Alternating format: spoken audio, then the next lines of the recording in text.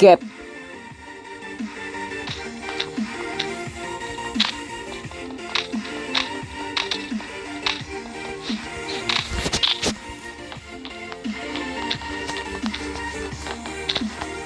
Fuck.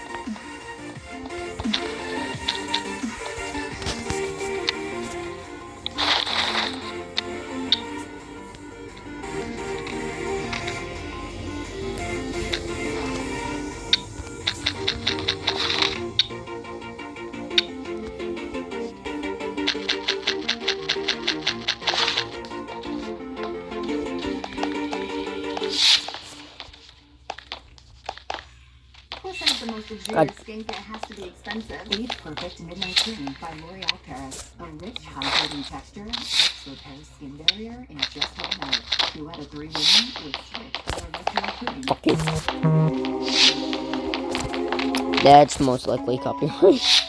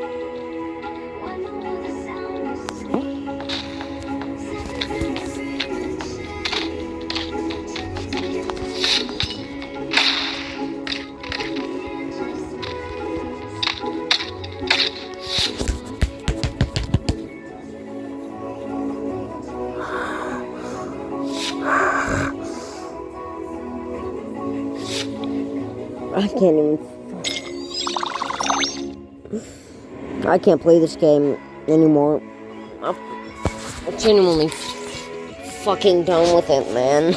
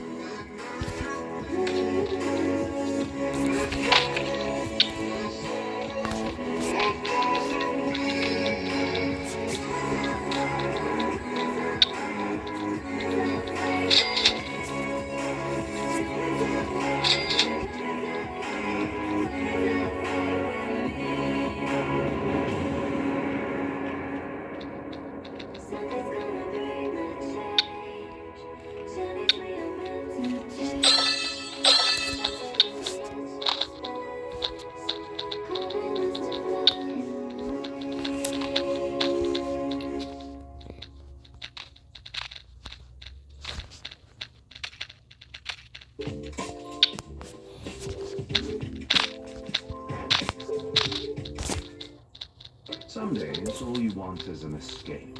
The sheets washed with downy, gentle, soft and fresh, with a subtle, delicate scent and softness.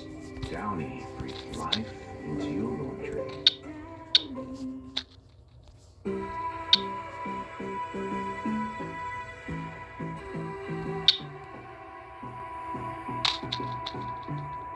But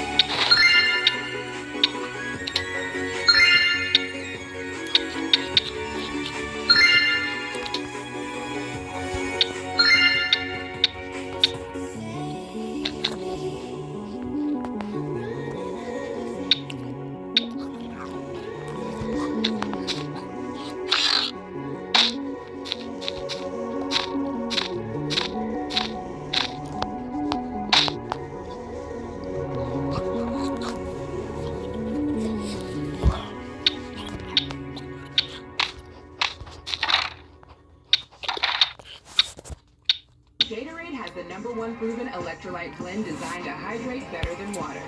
Is it in you?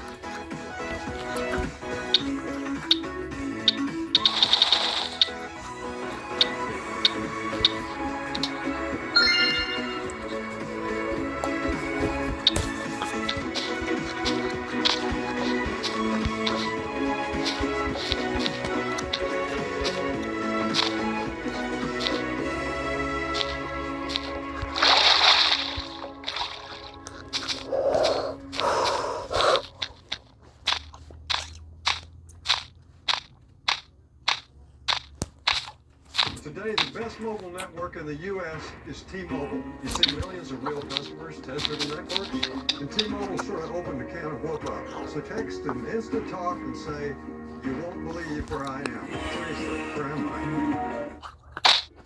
Eczema isn't always obvious. Eczema isn't always red. But now, eczema isn't always going to stop you.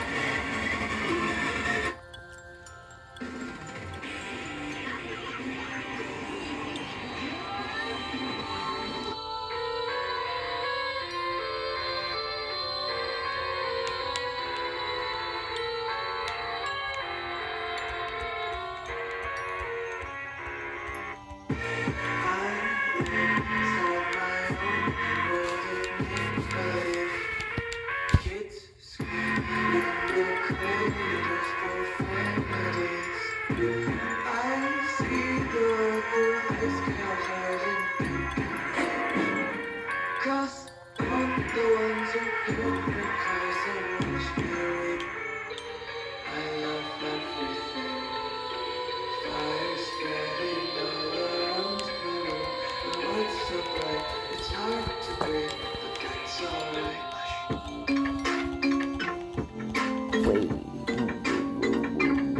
Wait, hang on.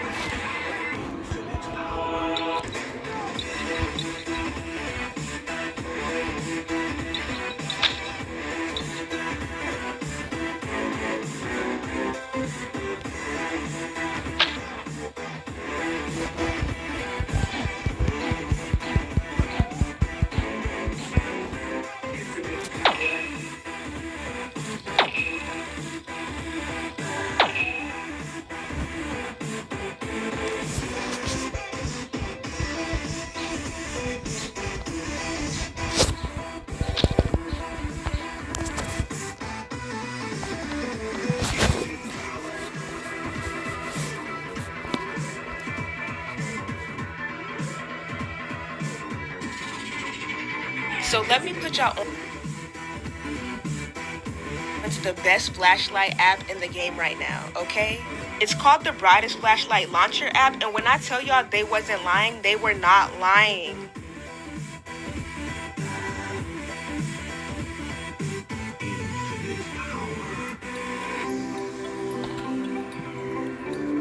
And peep how you can change it to different colors.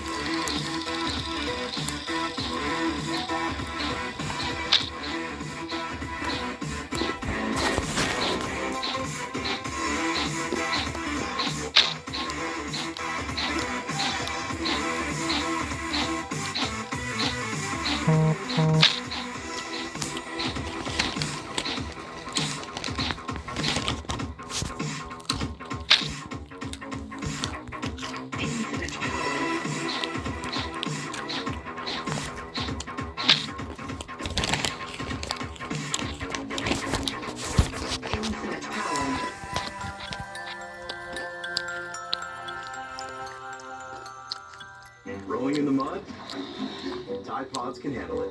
Spaghetti night? Tide Pods can handle it. Stains are certain. So is the power of Tide. With 50% more cleaning power, it's got to be Tide. Did you know Cheez-It made extra toasty? Of course. Want it? Need it? Cheez-It.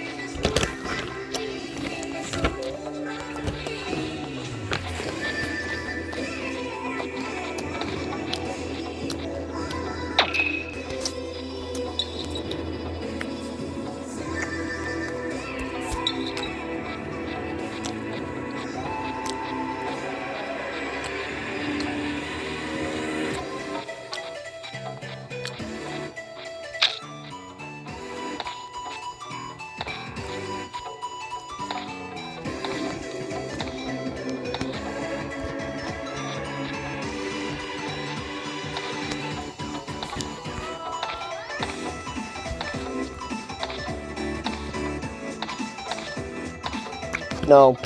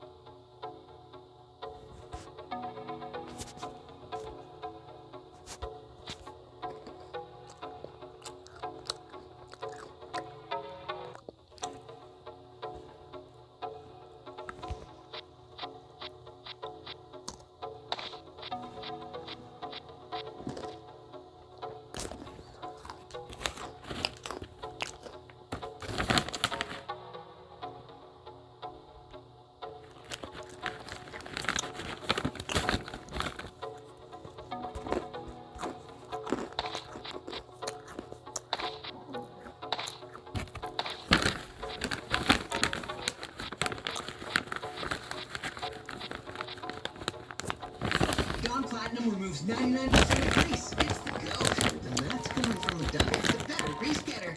Right now at US Cellular, you can get 4 free phones plus 4 lines for $90. Hey, we're tired of it.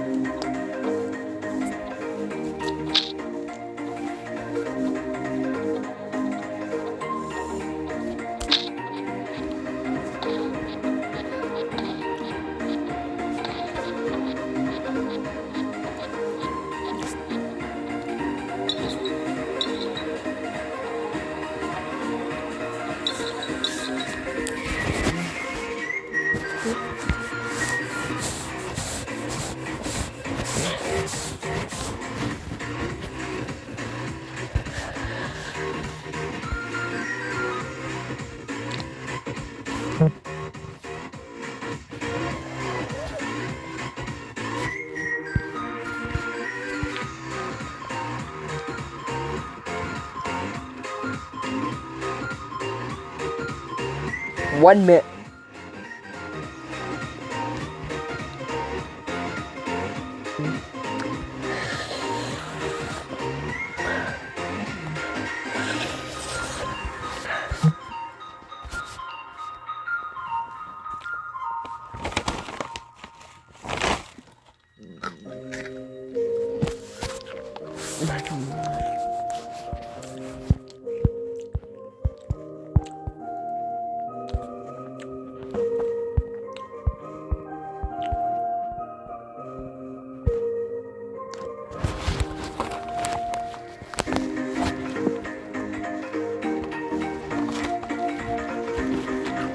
Mr. Strangle.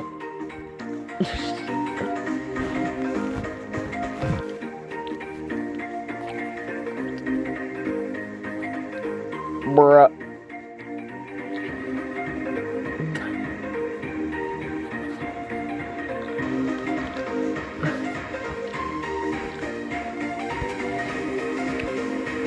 What?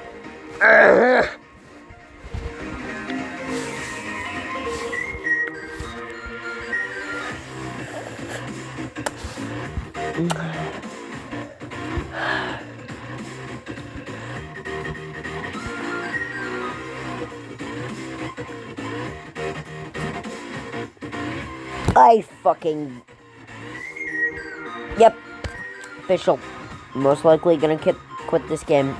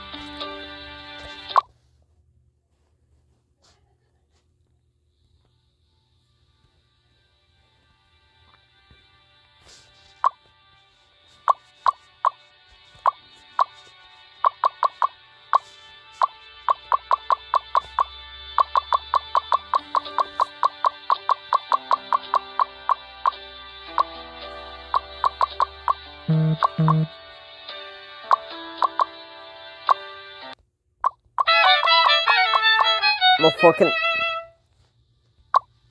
Shut your bitch asses up. You fucking horse. Ah.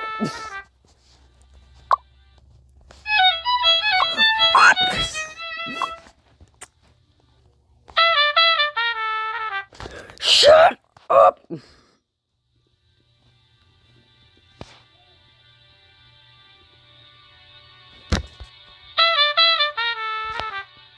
What the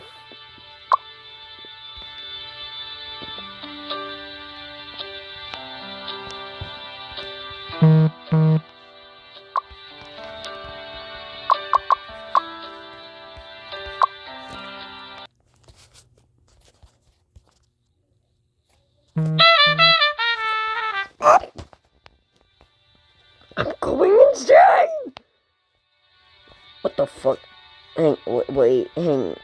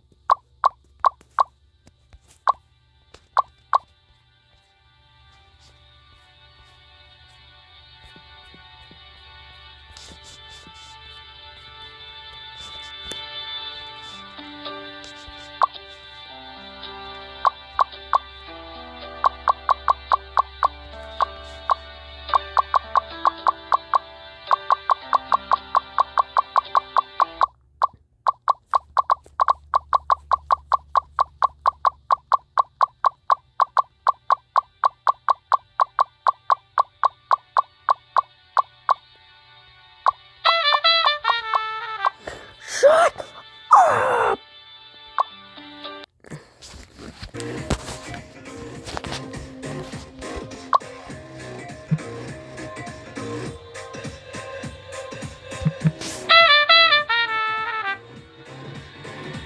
Dubbed I.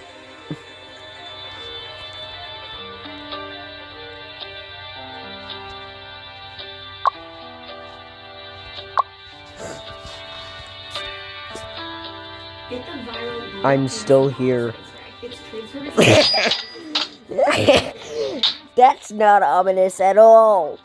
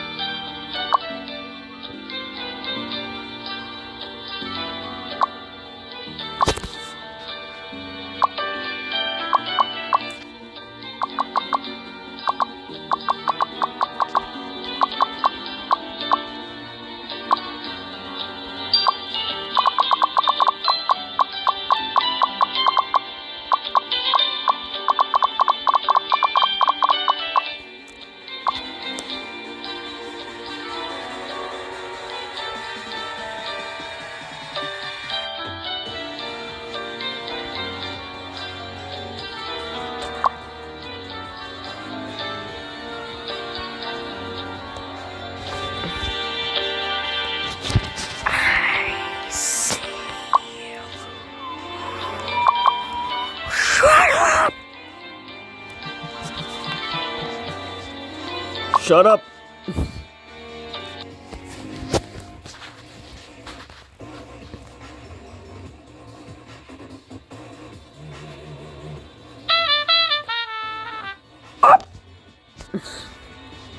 Cringe.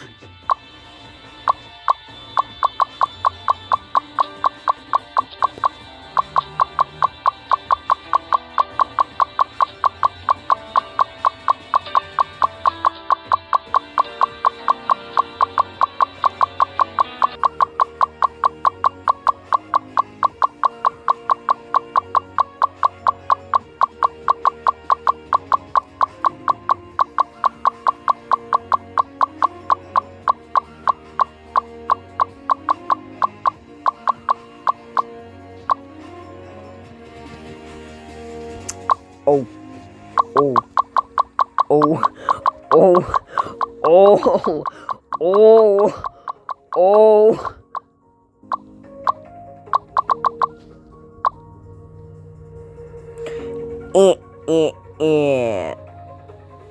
I'm better than all of your varieties mice. Fun fact, guys, there's a block missing. There's a block missing.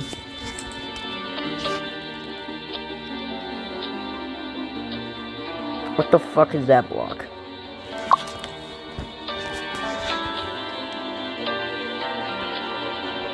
Just, oh. Just fucking, oh.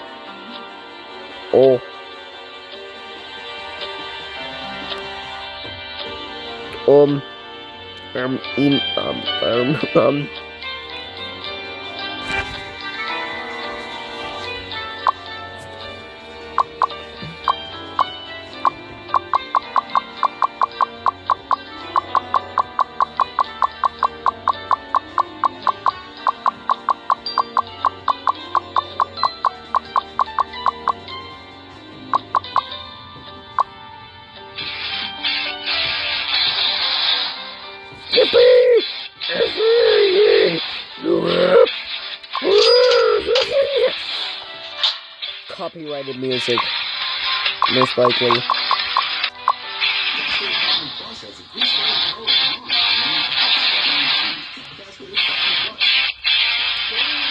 What the fuck is that plot, bro?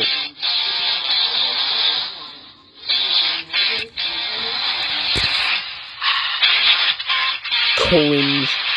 Shut up, you Spanish bastards!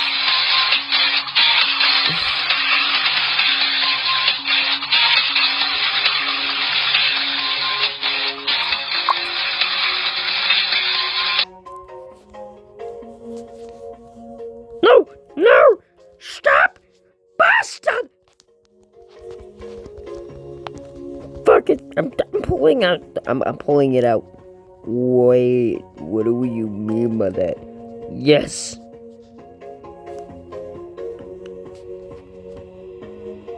For fact, these aren't real blocks. I didn't know that.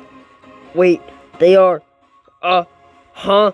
Wait, my brain ain't not working right.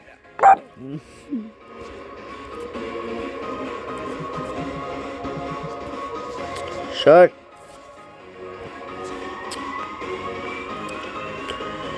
Shush.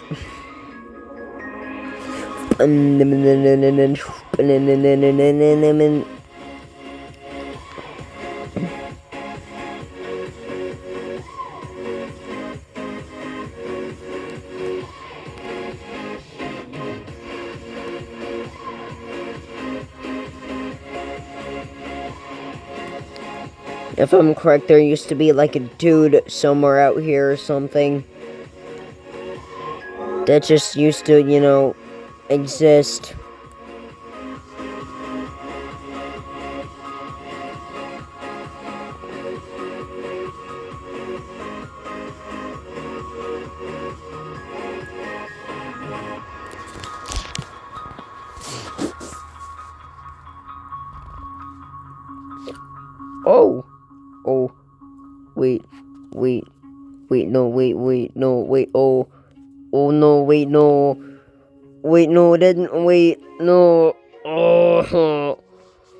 My brain, my fucking brain.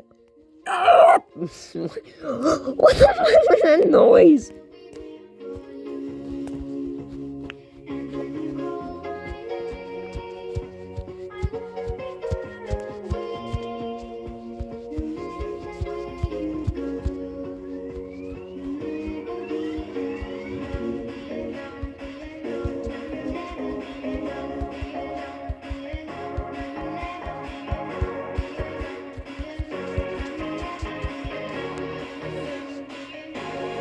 Oh!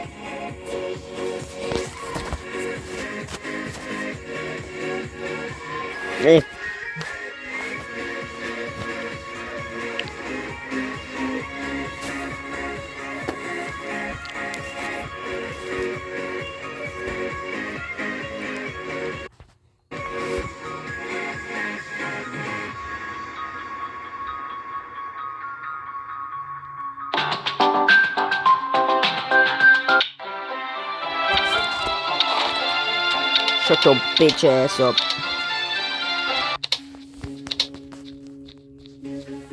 Oh wait, that's right.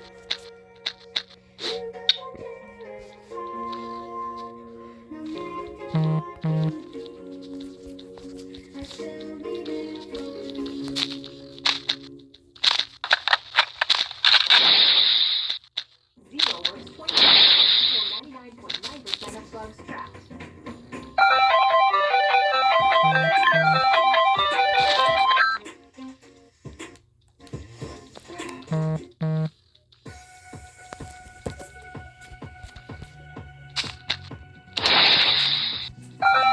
At this point, I just kind of exist. What the f are you talking about? Did that fucking say green ceramics? Because I swear to motherfucking God, if that did... What? He defeated himself?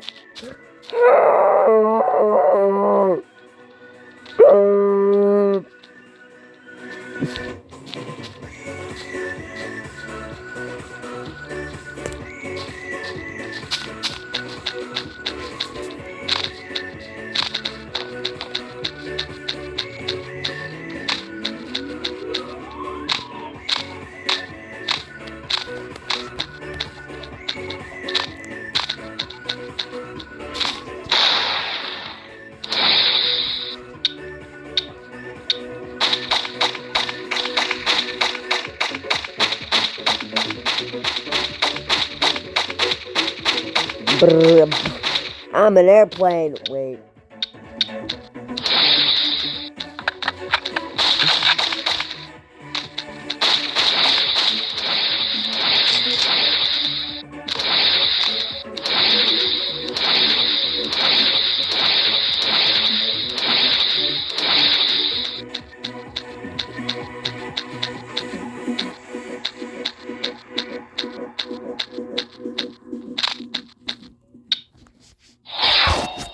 No.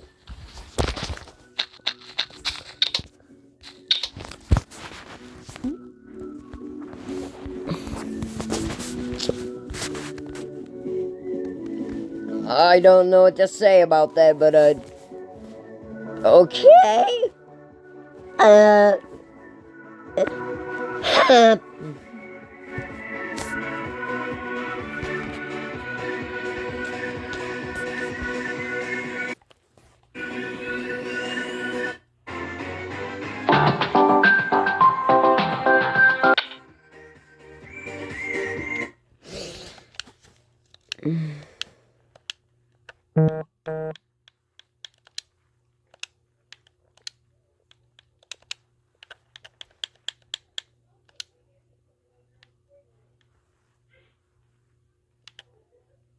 Okay.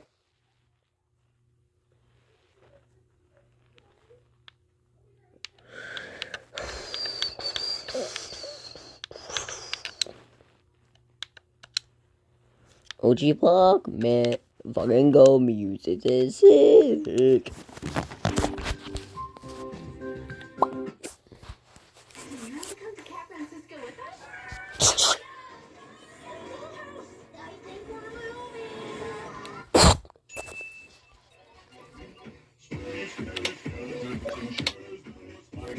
Okay, what the fuck is that intro, bro?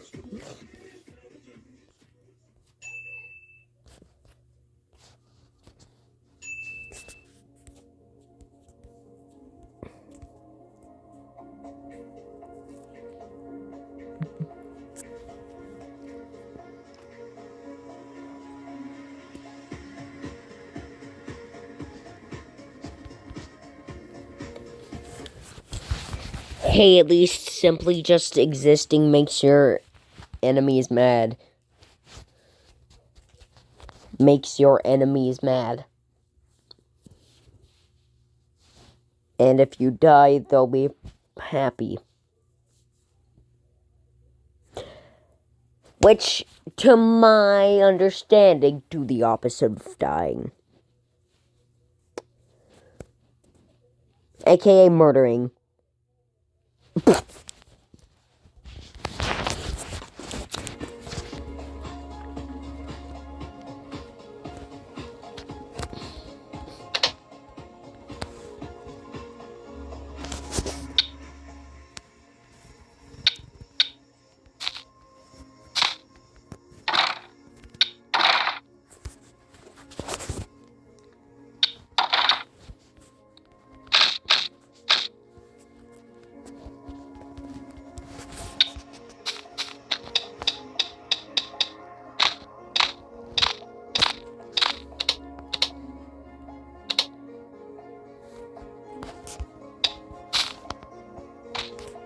Whoop!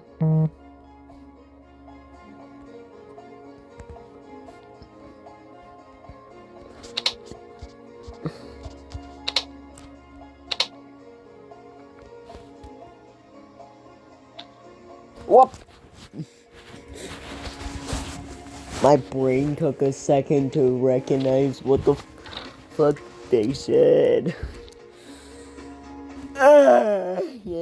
Yeah, my brain's dying. Yay! Yep.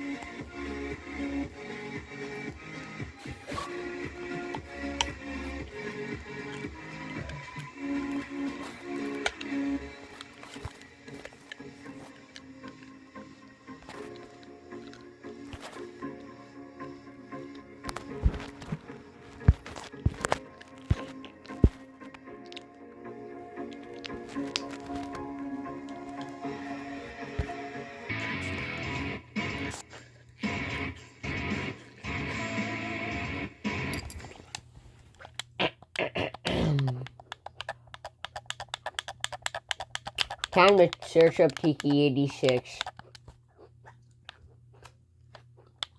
and fucking get Indian shit flooded onto my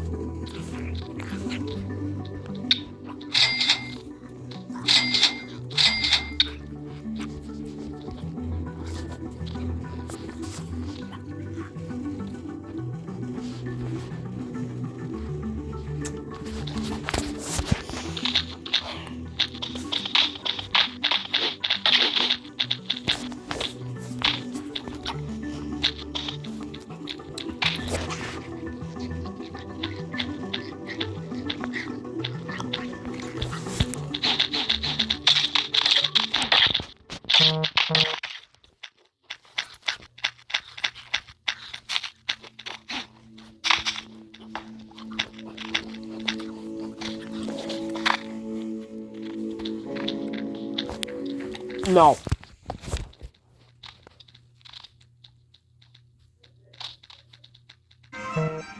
Well, fucking amp.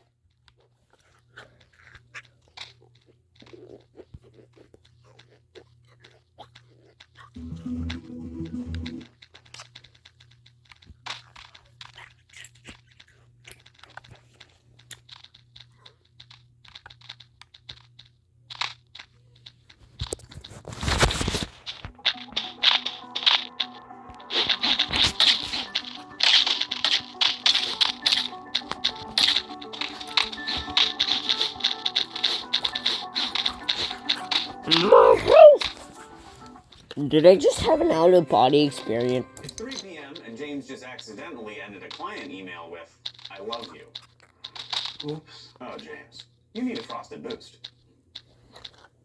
Regarding my previous email. Want cereal? It's the spot.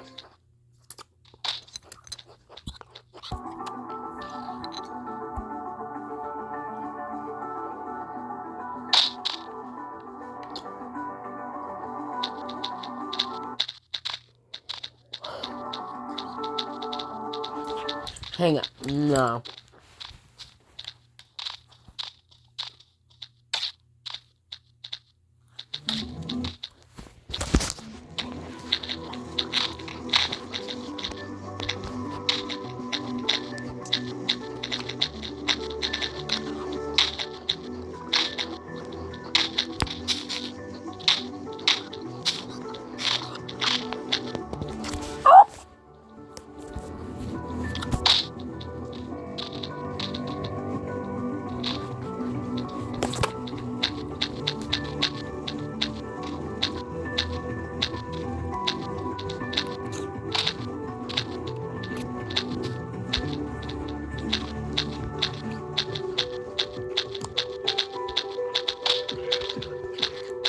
You're not OT.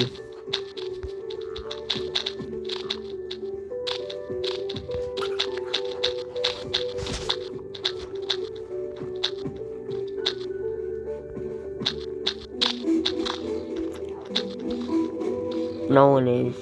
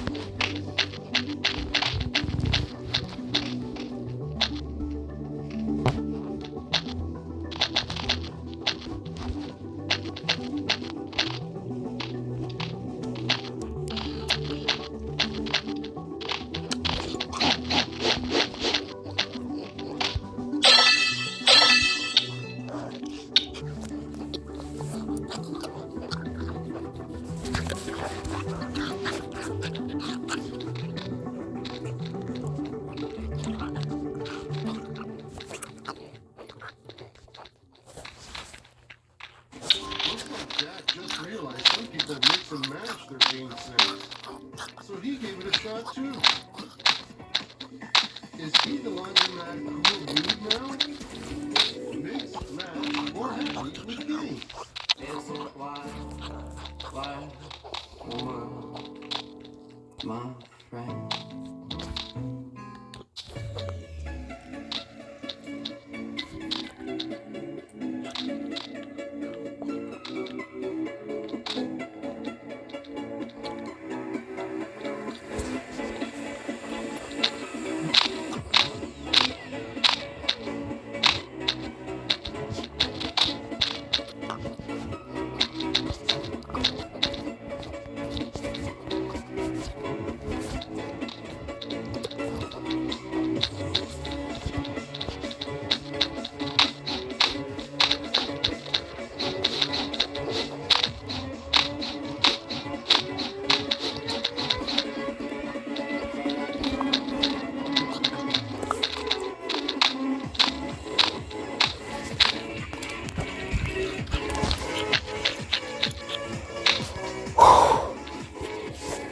You know what? Fuck it.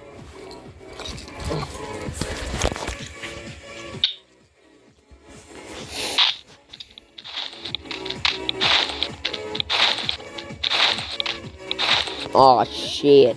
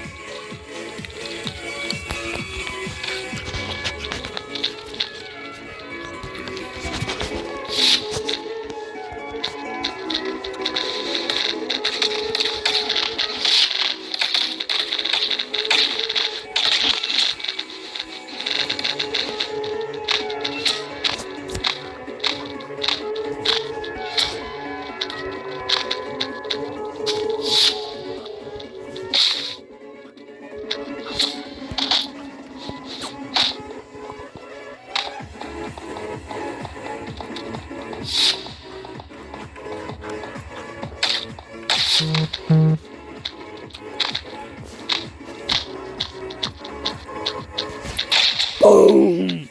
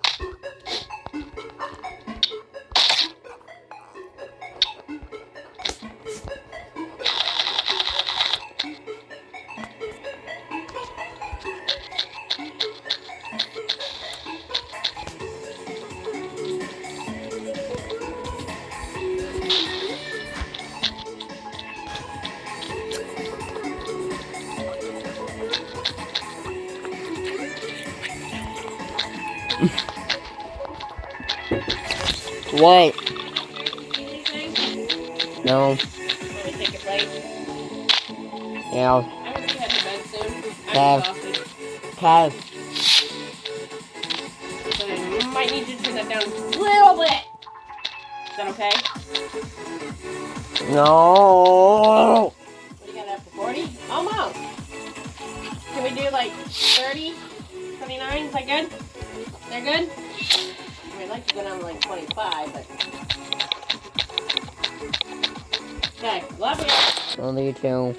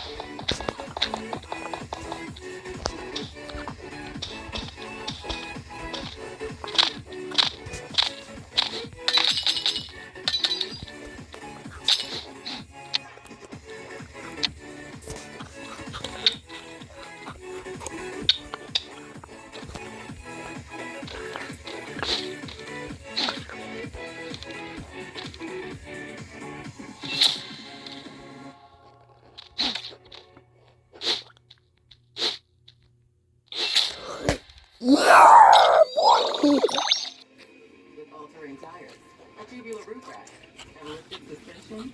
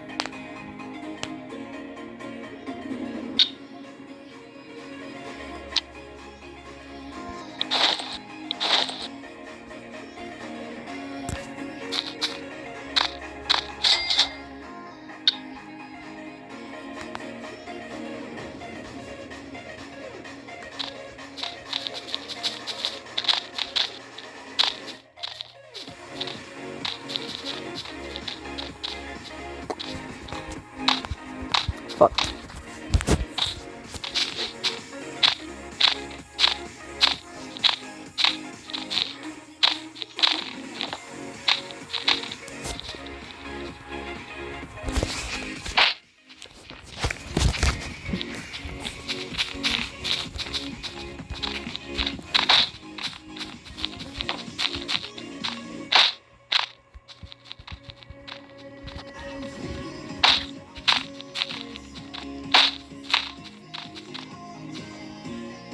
Please, please.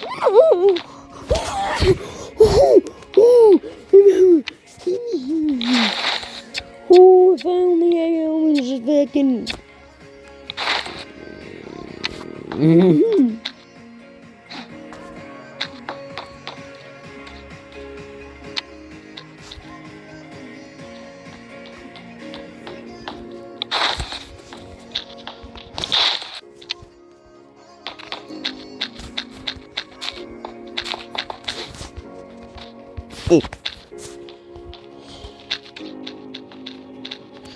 There's like nowhere to run in this.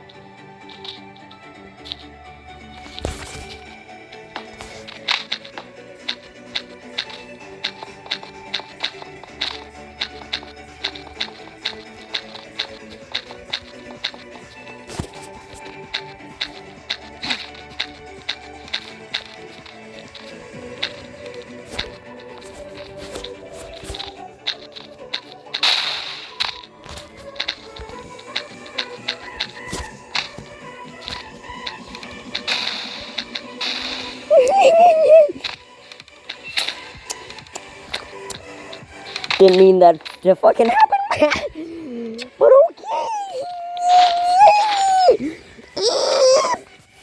cringe ass noises.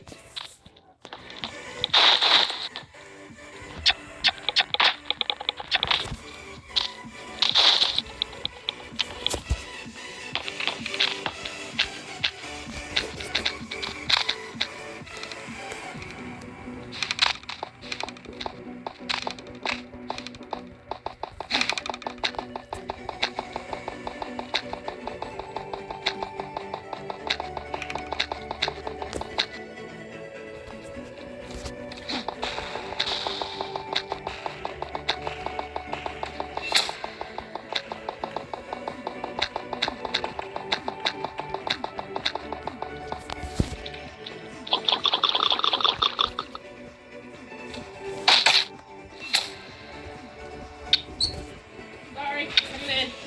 What? I'll just go. Can't fucking take them right now. Huh? I can't take them right now. Take 2 seconds. I don't have fucking 2 seconds. Obviously. Love you.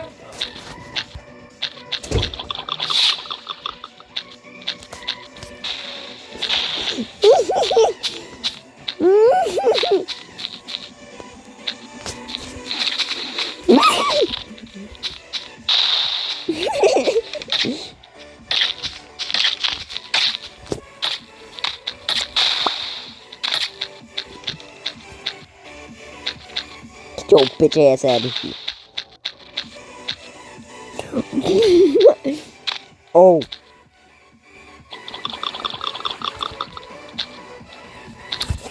Wait, I can't be dicking around. Oh no.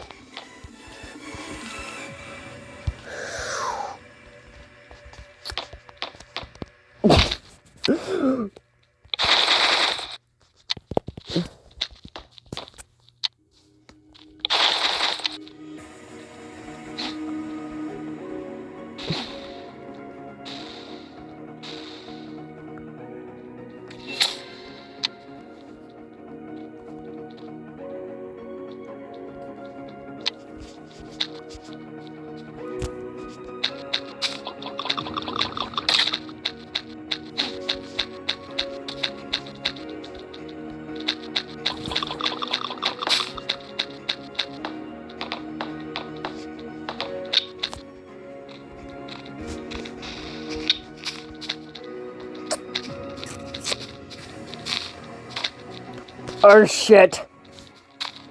Oh, arse cheeks.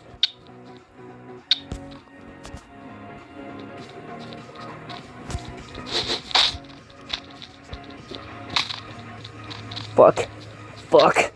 Fuck. Fuck.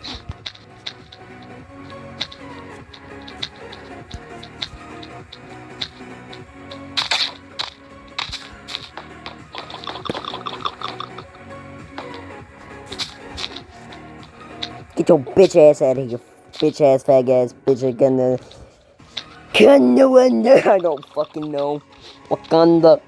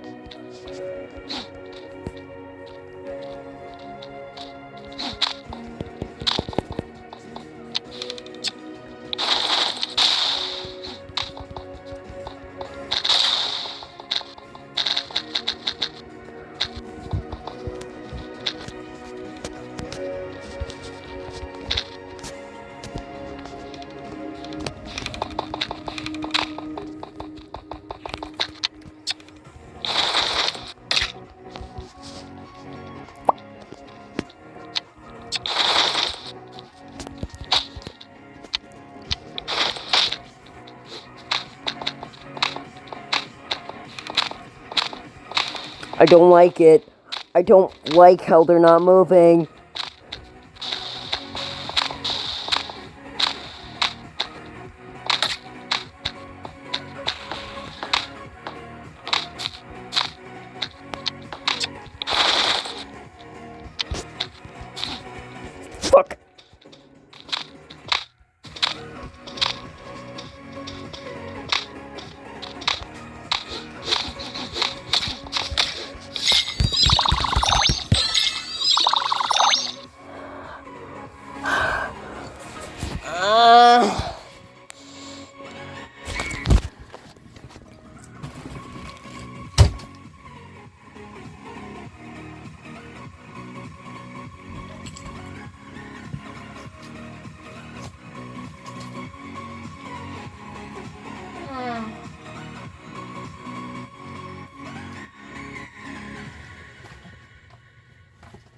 What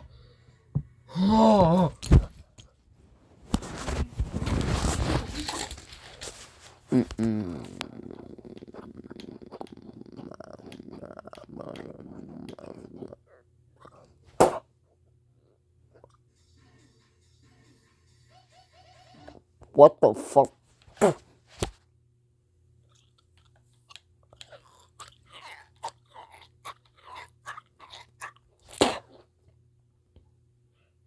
Each of these girls is controlled by an AI, which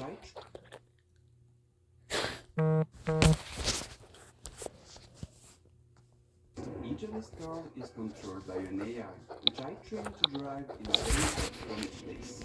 This is AO1, the very first level of Let me leave. For my security, millions of players have completed to set the fastest time on the iconic track. And it culminated 2 years ago when the player Eddie set his legendary world record. Great time, but was that truly the limit? How close are we really to the perfect limit? Well, these are the questions that made me train an AI to generate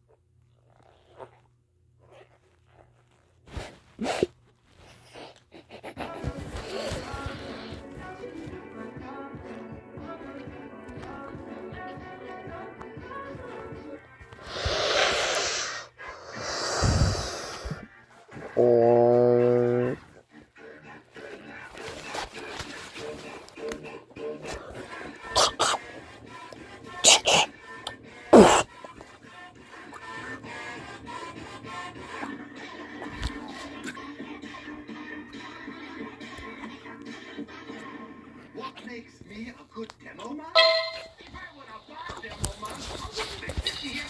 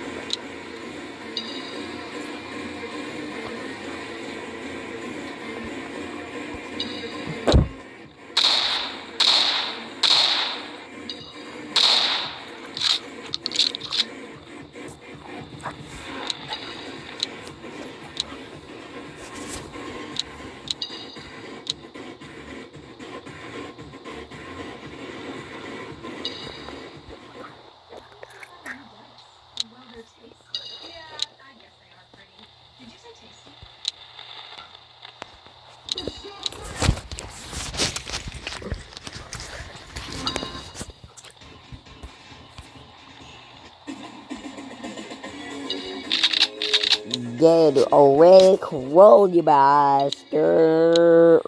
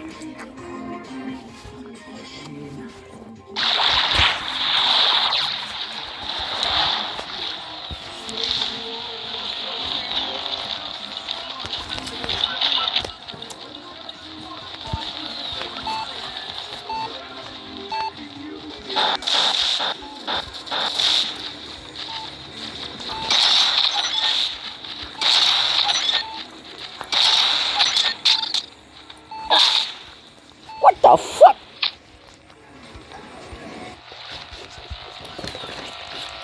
No.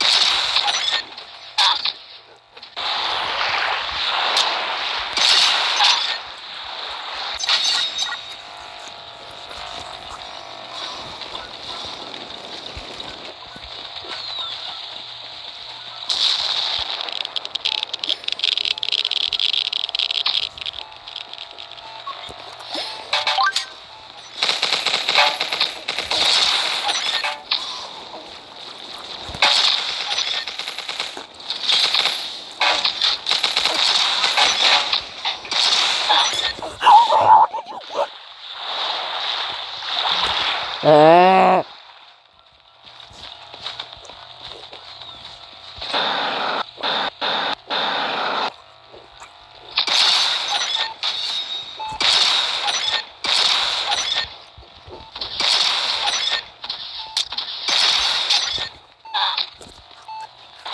You bastard!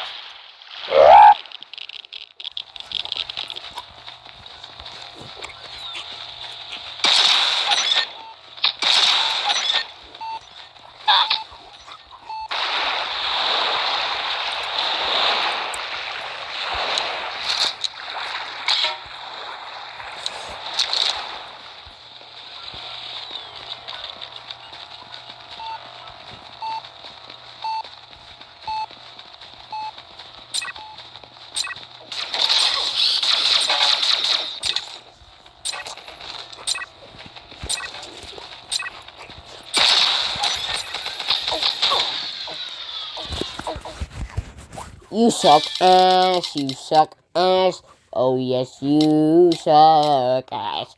You suck ass.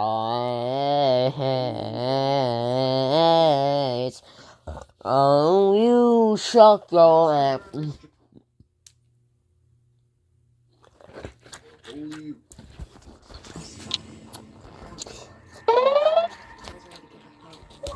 Instead, I called Terminex. Holy Roman Empire was a vast and shifting realm in Central and Western Europe ruled by German kings for nearly 1,000 years. It began in 800 AD when Charlemagne, king of the Franks, was crowned emperor of the Romans by Pope Leo III, reviving the imperial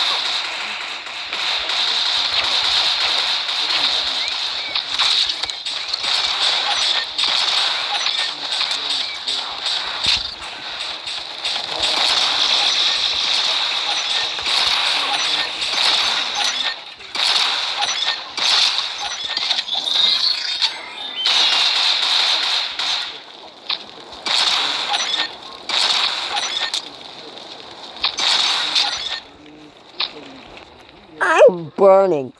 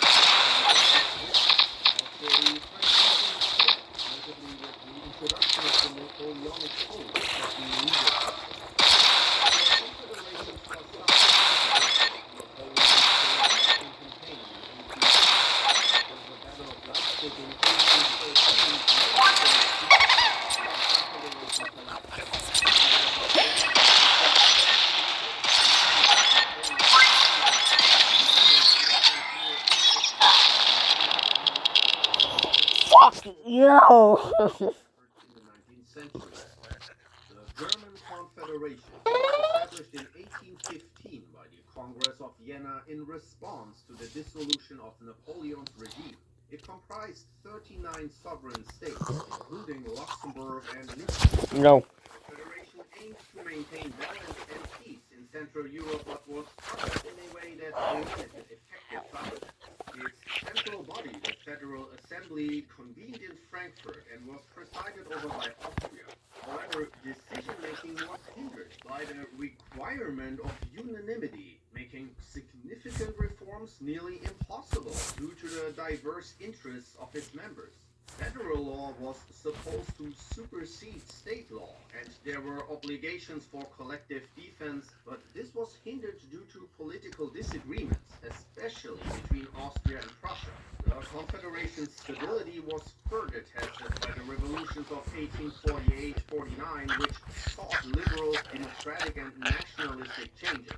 Although these movements Get out of here. established a unified German state, they highlighted the need for reform and contributed to the growing idea of German unity. Otto von Bismarck, appointed as Prussia's statesman in 1851, navigated this political landscape with a different strategy. His belief in blood and iron rather than diplomacy consensus led to military and economic strengthening of Prussia. Bismarck's policies, including economic concessions to the middle class and the expansion of the German customs union, laid the groundwork for Prussian dominance. This period was also one of cultural flourishing in Germany, with philosophers like Hegel, poets like Goethe, and composers like Beethoven contributing to a rich cultural legacy. Economically, this era saw advancements that would later support the unification process. The end of the German Confederation came with the 7th War of 1866. What the f...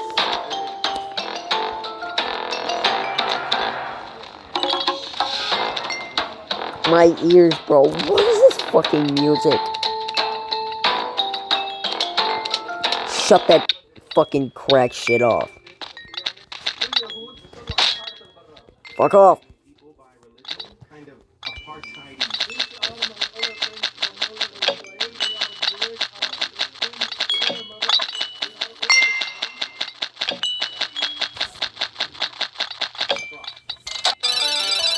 Fuck off. Was a significant milestone towards after the exclusion of Austria included all German states north of the Main River and Hohenzollern territories in Swabia, but not the southern states like Bavaria, Württemberg, Baden, and Hesse-Darmstadt, which remained in peace.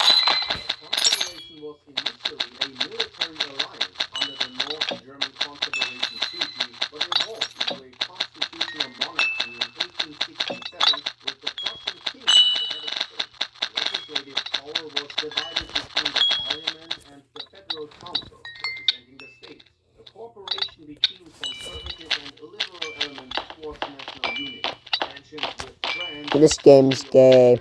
Throne led to the Franco-Prussian War in 1870, making the southern German states aligned with the Confederation. This conflict accelerated the transition to the German Empire with a constitution effective from January 1871 and Wilhelm I proclaimed German Emperor at Versailles. The North German Confederation thus not only laid the legal groundwork for modern Germany, but also fostered a unified cultural identity among its states. The German Empire, also known as Imperial Germany or the Second Reich, spanned from 1871 after German unification until its dissolution in the November Revolution of 1918. It incorporated the southern German states into what was the North German Confederation, excluding Austria and Liechtenstein. Wilhelm I Shut the fuck up. Hohenzollern was the third German emperor, with Berlin as the capital, and Otto von Bismarck served as the first chancellor. The empire consisted of 25 states, each with its own nobility. Prussia, despite being one of 4 kingdoms, dominated both in population and territory, and its king also held the title of German emperor. This era was also marked by the Kulturkampf, a clash between the state and the Catholic Church, and significant contributions to art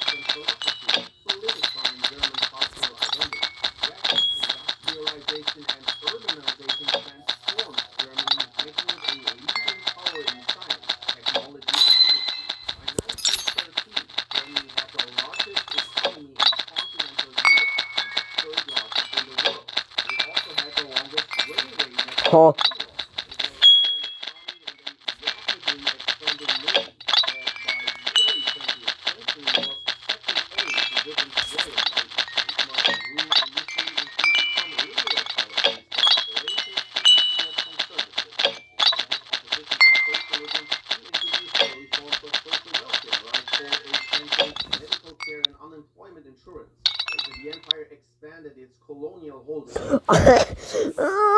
My brain.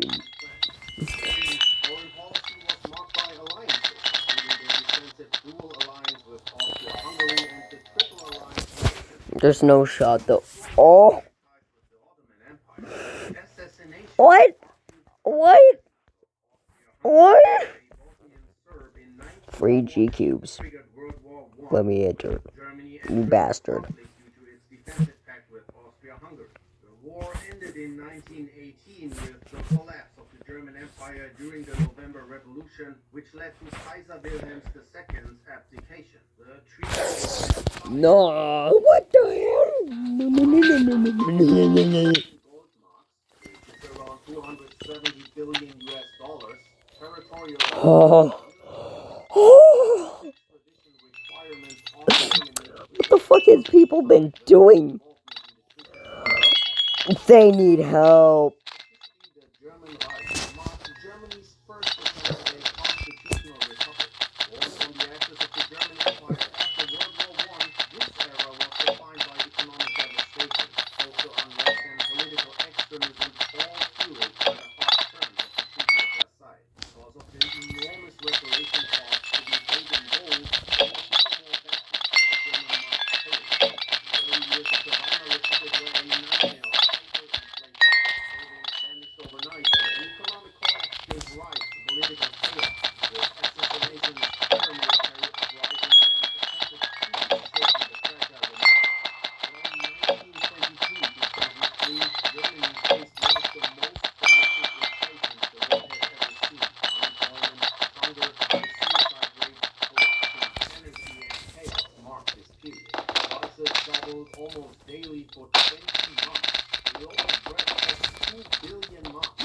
The Great Depression of 1929 turned the crisis into a disaster, almost bankrupting Germany completely. Unemployment skyrocketed, the middle class was wiped out, and desperation spread like wildfire.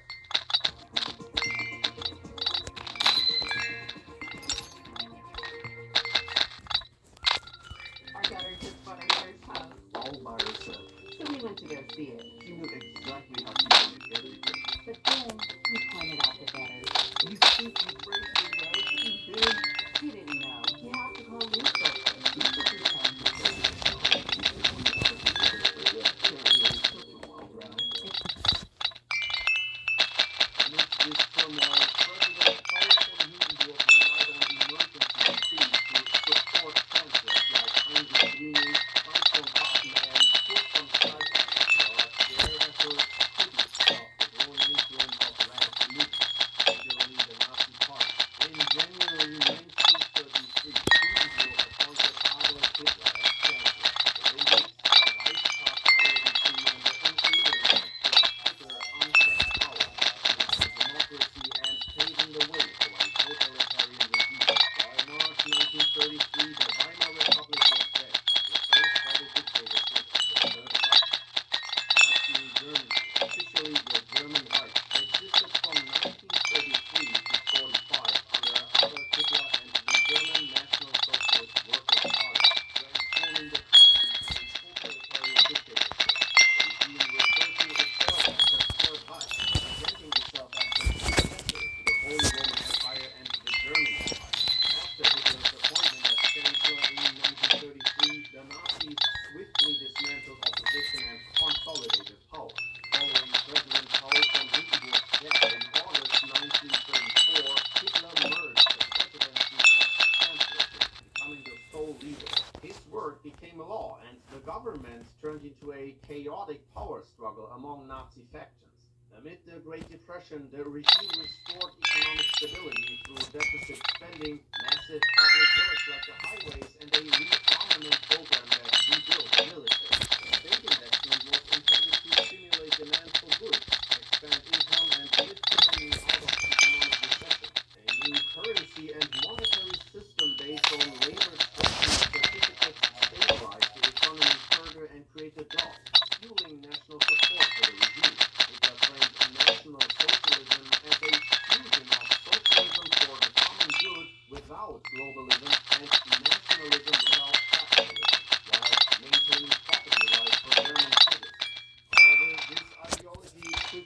descended into extreme forms of racial and ethnic persecution. Eventually, Hitler's aggressive foreign policy led to the annexation of Austria, the Sudetenland, and the invasion of Poland in 1939, igniting World War II. Germany's military campaigns initially brought territorial gains, but eventually stretched the nation's resources and led to its defeat. By May 1945, Germany surrendered unconditionally. Allied occupation. The collapse of Nazi Germany in 1945 led directly into the Allied occupation period, during which Germany was divided into 4 zones controlled by the United States, Soviet Union, United Kingdom, and France. This division was not just territorial but ideological, foreshadowing the Cold War's division of Europe. The Allies pursued denazification, aiming to remove Nazi influence from society. This included the Nuremberg trials, which prosecuted top Nazi leaders for war crimes. However, the extent of denazification varied, with Western zones eventually prioritizing economic recovery and Cold War alignment, while the Soviet zone adopted a more thorough approach. Economic rebuilding was a priority, particularly in the West, where the U.S. launched the Marshall Plan in 1948, helping stabilize Western Germany and integrate it into the capitalist bloc. Meanwhile, the Soviet zone implemented socialist reforms, including land redistribution and nationalization of industry, deepening the ideological rift. Berlin, though within the Soviet zone, was also divided among the Allies and became a key Cold War battleground. The Berlin blockade saw the Soviets attempt to cut off Western access to the sea in response to Western economic policies. Western allies countered with the Berlin Air Raid, supplying West Berlin by air until the blockade was lifted. Divided by 1949, Germany split into 2 states, the Federal Republic of Germany and the German Democratic Republic.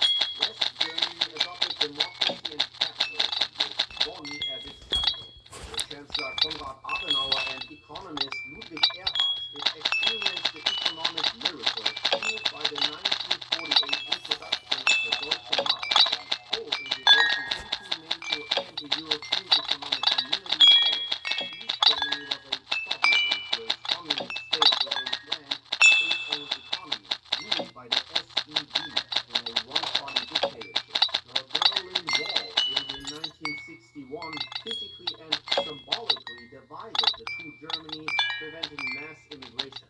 Despite paying reparations to the USSR, East Germany was the strongest economy in the Eastern Bloc, though at the cost That is not my son. reunification, leaders like Egon Krenz faced trials for crimes under communist rule.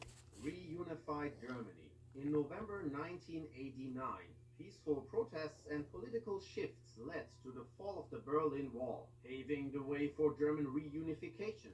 A year later, East Germany held free elections, and negotiations between the 2 German states and the 4 Allied powers resulted in the final settlement treaty. On October 3rd, 1990, East Germany ceased to exist. Its states merged into the Federal Republic of Germany, and Berlin was reunified as the capital. Post-reunification, East Germany adopted West Germany's political system, currency, and laws.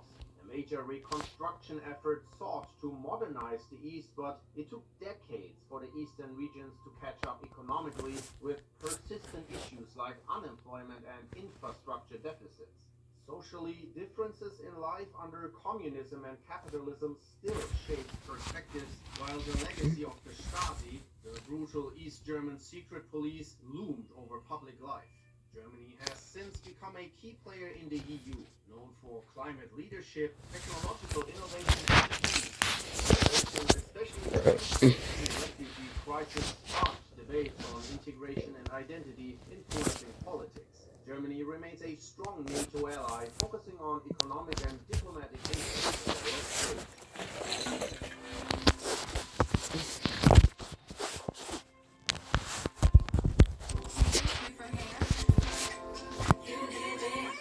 Discover Bronze Smart IPL.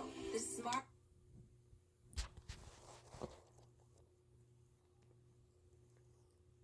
This video was was made possible by NordVPN. Stay safe online by clicking the link below and get a huge discount off a 2-year plan with a risk-free 30-day money-back guarantee. Also, why not grab yourself a character pin of the Little Corporal himself before they sell out? And big shout out to the patrons. Head on over to learn about benefits such as Discord access and maybe even a little behind the scenes content. Okay, Mrs. Bonaparte, this is it. One last push and we're done. Congratulations, it's a general. Oh, and here comes the rest of the army now. Did you just say the rest of the army?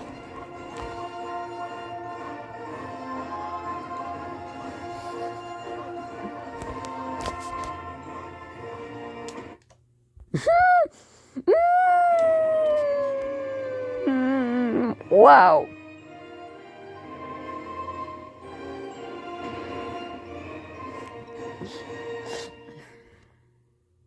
History is full of great conquerors, many with very impressive origin stories. For example, Alexander the Great was the son of a king. Julius Caesar came from an aristocratic family that descended from a goddess. Great conquerors don't usually come from relatively insignificant families living on impoverished islands. But as it just so happens, that is where our story begins. In the early 18th century, the island of Corsica was a part of the Republic of Genoa, until one day Corsica said, hey, we're declaring independence, and it's probably not worth your time to try and stop us. So Genoa said, you're right, it isn't worth their time. Hey France, you want to buy this island? And France said, sure thing. And thus, Corsica became France, just in time for Napoleon to be born French. Many Corsicans didn't appreciate their new conquerors, however, and from an early age, Napoleon developed some fairly anti-French sentiments. Napoleon's dad, however, quickly embraced his new French overlords, which created some tension between dad and son. Ooh, look at me. I'm dad. I wear powdered wigs and silver-buckled shoes, and I'm a traitor to the Corsican people. Go to your room, Napoleon. No, you go to your room, dad. Okay. On the other hand, who was definitely the Damn, bro really pulled him with fucking pulled that Uno reverse card on that bitch. wanted the best for their family, and since they were a very minor nobility, they were able to have Napoleon sent off to the shining lights and rat-infested sewage puddles of the big city. Napoleon went to military school in France. Okay, Napoleon, why don't you introduce yourself to your new classmates?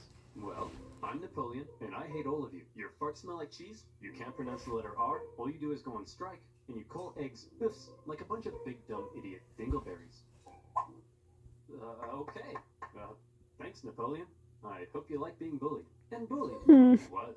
They picked on him for his Corsican accent, his family's lack of wealth, and it probably didn't help that he also had a bit of a chip on his shoulder, but he could hold his own, and on an average day, might be found dishing out ratatouille sandwiches for breakfast. He spent much of his time alone, and he loved reading about the great conquerors of history. He learned about Julius Caesar, and he wondered if one day he too might have a pizza franchise named after him. He excelled at math and geography, and when he graduated at the age of 16... Why do I get it? Now, second lieutenant might sound pretty sweet to a screw-up like you, but Napoleon had a little something called ambition. Stonks of it. And he wasn't content being just some junior officer. He wanted to rise the ranks. Unfortunately for him, that would be a little difficult. Well, Napoleon, I've reviewed your application. It's clear you're very skilled and would be a perfect fit for the promotion. And Simeon, you're just about the biggest idiot I've ever seen. Your test results suggest you have the mental aptitude of a senile earthworm, and in the part of the form where you list your experience, you seem to have drawn a picture of a gerbil giving birth to a shoe. But your dad is the Marquis de la Fayette, so you get it. French society was just too closed off. Positions were handed out based on nobility, not talent, and the young Napoleon probably felt stuck. Wouldn't it be nice if, say, a revolution came along and changed all of that? Well, what are the chances? The French Revolution is here. Bastille toppling, head chopping, king popping. The revolution promised to do away with the old social hierarchy and make everyone a little more equal. Napoleon may not have cared much for the violent mobs, but if it meant he could rise the ranks, he was in. He began fighting to defend the revolution. He put down a British-sponsored counter-revolution in Toulon and got promoted. He put down a royalist uprising in Paris and got promoted. And as his military prowess became more recognized, he was even given his very own army. It was astonishing progress for such a young man of humble origins, and Napoleon's wildest dreams were coming true. But Napoleon also believed he could increase his social status if he married an older rich lady. And so around this time, Napoleon went on the prowl. However, if some sources are to be believed, he was a verified creep. He reportedly had terrible luck with women, and most wanted nothing to do with him. Fortunately, he eventually met Josephine, an aging single mother who was deeply in debt and needed stability, so she agreed to marry him despite finding him intensely disgusting. Napoleon, you dirty dog, you've done it. Unbeknownst to Napoleon, however, Josephine had a bit of a promiscuous reputation. Hey Napoleon, I hear you're marrying Josephine. Boy, she sure is a great kisser. That's right. Hey, wait, what do you mean she's a great kisser? Hey Hugo, you hear Napoleon's marrying Josephine? Wow, she sure is a great kisser. Now hang on just a minute, everyone. Napoleon's marrying Josephine. Oh yeah, For sake, is there anyone here who hasn't kissed my wife? Yeah, you. As Napoleon Oof. madly in love with a man named Hippolyte. It wouldn't be long, however, before Napoleon would leave home and go to war, because while France was having its revolution, tensions in Europe were rising. Hey Austria, you'll never guess what we just did. What's that, friends? I got 2 words for you. Are you fucking... Lucian. We totally just socked it to our monarchy. What? Dude, the rest of us are monarchies. You just totally threatened the balance of power in Europe. Now we have to worry about our stinky peasants rising up against us. I mean, holy hell, your queen is... Okay, friends, this is pretty awkward. And the rest of Europe is probably itching to give you a wedgie. But you're not ready for a war yet. So you gotta be cool, man. It's absolutely crucial that you say something to defuse the situation right now. Preposterous! I declare war. Sacre bleu! So France ended up at war with basically the rest of Europe, and the War of the First Coalition began. At first, France struggled, but then they started to do surprisingly well, and in many conquered territories, they began to establish sister republics, exporting their revolutionary ideas across Europe. In 1796, they planned a 3-pronged attack to take Vienna and knock Austria out of the war, with 2 magnificent armies in the north to kick ass, and Napoleon in the south as a bit of a diversion. For the first time, Napoleon would lead a military campaign. This was his chance to prove himself, to be somebody. And what a general he proved to be. The army he was given were demoralized, lacking equipment, and underpaid, but Napoleon galvanized them with inspirational speeches, and he took them into Italy. He was outnumbered, and his campaign was partially meant to be a side show, but he made it the main show. While the 2 northern armies were being held back, Napoleon made staggering progress. In a signature Napoleon move, he masterfully split his enemies into 2 and took them on separately, knocking Sardinia out of the war and putting the Austrians on the run. At the famous Battle of Lodi, he was in the fray, aiming the cannons himself, getting covered in mud, and earning the total respect of his men. They respected him so much that when he ordered an almost suicidal assault on the only bridge in town, his men threw themselves at it and took it despite fierce Austrian resistance. For Napoleon, it was all he needed to confirm that he was the greatest human who had ever existed. Wow, Napoleon, you're pretty great at this military stuff. Just be careful your head doesn't get too big. What did you just say to me, you little prick? And as he moved through northern Italy, the Italians cheered his arrival. Yes, I'm here to liberate you from your cruel Austrian oppressors. And replace them with French ones. Napoleon plundered as he went, sending riches back to France to help its economy, but also paying his men the first real money they'd seen in years. The Pope had been supporting the Austrians, so Napoleon briefly went to go give him a slap. And as he began to approach Vienna, the exhausted Austrians were forced to make peace, with Napoleon overseeing negotiations himself. He had just single-handedly knocked Austria out of the war. And by the way, he was only 28, so maybe it's about time you moved out of your dad's attic. In the Italian I'm not in a fucking attic, dumbass. There's a difference, dumbass. Constitutions and organizing governments himself, not something a general generally does. When he got back to France, he was hailed as a hero, and the extremely unpopular government were concerned he might get some power-hungry ideas, so they agreed he should go far away from France to Egypt, where he could maybe undermine British access to India. Napoleon was eager to win more glory, so he brought with him a team of scholars, and he was like, whoa, it's a freaky man-cat. Whoa, it's a big stick. Whoa, it's an ugly horse. Whoa, it's a stumpy little manlet. Hey, I'm actually average height for the time. But then British Admiral Nelson came down and wrecked his fleet, and an Anglo-Ottoman force defeated him at Acre, so Napoleon abandoned his men and went back to France. His campaign... What the fuck's going on down here? But one thing you should know about Napoleon was that he was a skilled propagandist.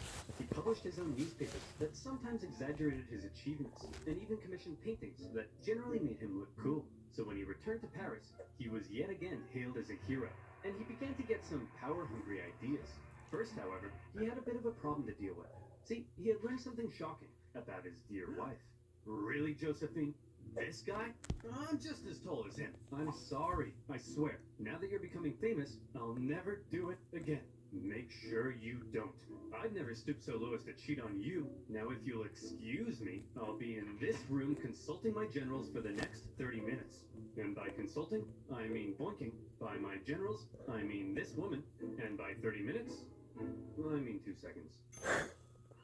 It's like you're diving into brownie bliss. What? And it has 17 grams of protein. What the puff? What the puff? Built puff. It's love at first swipe. When you finally find your perfect aluminum-free match.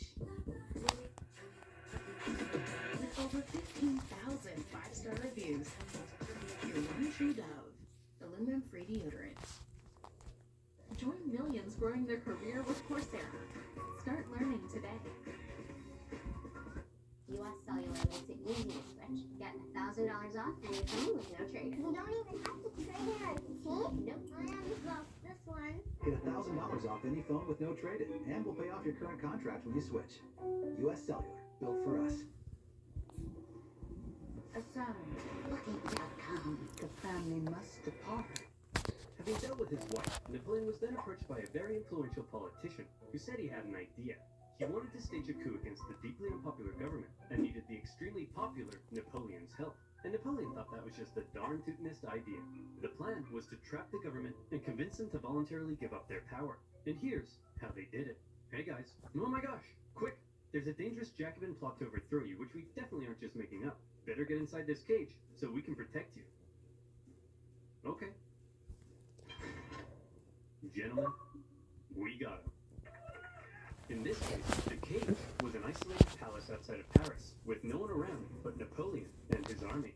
With the government inside, Napoleon then entered, and a pretty chaotic event ensued, during which the government didn't seem entirely sure what was going on, Napoleon's men didn't seem entirely sure what was going on, and Napoleon himself didn't seem entirely sure what was going on. But thankfully, Napoleon's brother Lucien, president of the lower house, managed to regain control, and the remaining councilmen were intimidated into creating a new constitution.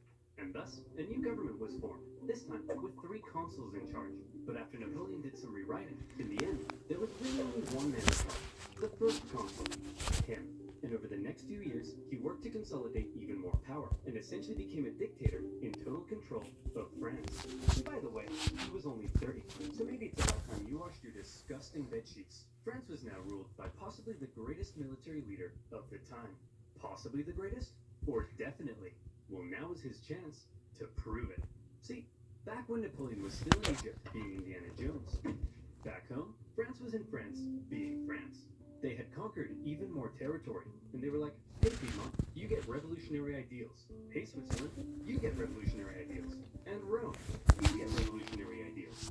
Everybody gets revolutionary ideals. Oh, hey guys, nice sledgehammers. And Naples, very cool nail gun. You guys here to get some revolutionary ideas? As France was still spreading the revolution, Suck my balls! Ah! and the war of the Second Coalition began. And this time, the big bad boy buddy Russia was here to bang some French boys back to Bordeaux. And bang them. They did. France got blasted. But then Russia pulled out after stalling in Switzerland. And now that Napoleon was in charge of the country, he was ready to start blasting right back. He took command of the army of the reserve, and he brought the fight to the Austrians. Now, there are many traits that made Napoleon a great military leader. I already mentioned one of them, how he was one of the boys, and commanded the total loyalty of his men. But now we see a second reason, the element of surprise. In 1800, Napoleon moved to Geneva, and it looked like he was probably going to take on the Austrian forces in Germany. There's no way he'd be crazy enough to move his entire army south through the Alps as a surprise attack on the Austrians besieging Genoa. Oh, Napoleon's moving his entire army south of the Alps as a surprise attack on the Austrians besieging Genoa. Napoleon's crossing of the Alps is legendary, and you may have seen one of the most famous people of the general, popping a sick wheelie on his majestic stallion, surrounded by dangerous mountain terrain. Of course, in real life, he made the crossing on a depressed mule, but that's not as cool. When he emerged in Italy, the supply line in Milan. This is the Austrians to meet Napoleon heavily with the famous Battle of Marengo. The Austrians initially called it the Atlas. Correct. He won. But then 2 hours later, Napoleon showed up again with an even better plan, and everything like that. Holy cow.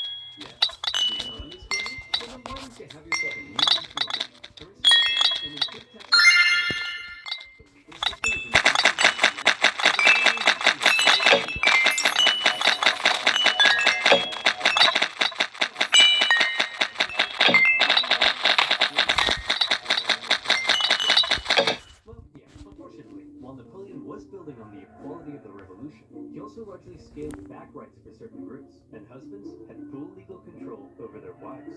But come on, ladies. Maybe let men have a slice of the pie for once. Okay? Napoleon further reformed education, ensuring a system based on individual ability, meaning now Simeon had to compete with everyone else, and Napoleon could get the cream of the crop to help him run the republic. But he wasn't just building on the ideas of the revolution. The revolution had led to a lot of chaos, and Napoleon needed stability. So he rolled back a couple things, most notably with religion.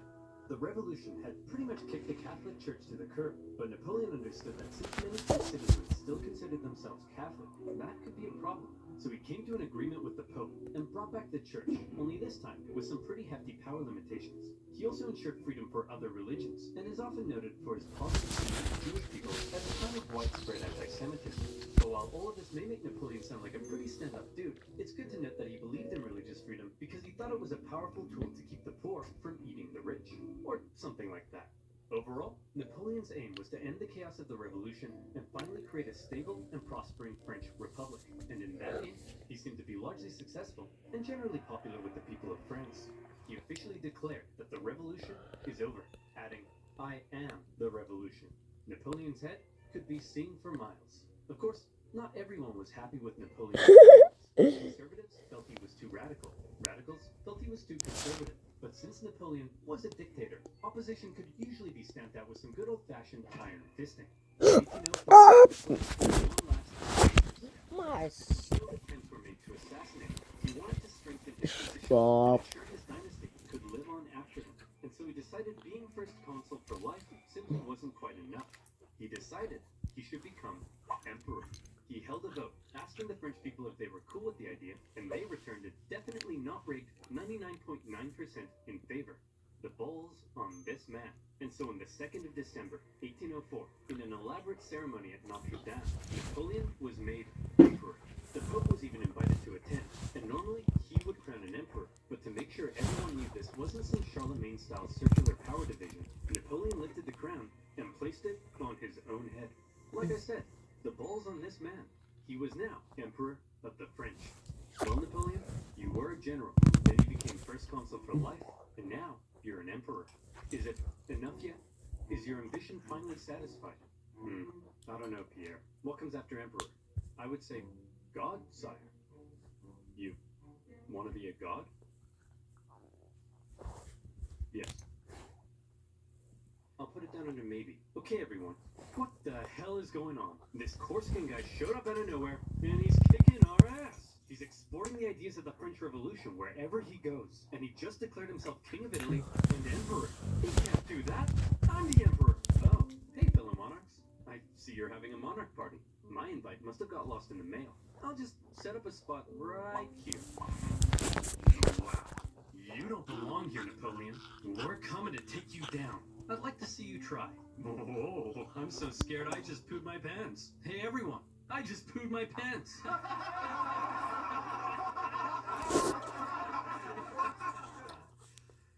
No, but I did just poo my pants.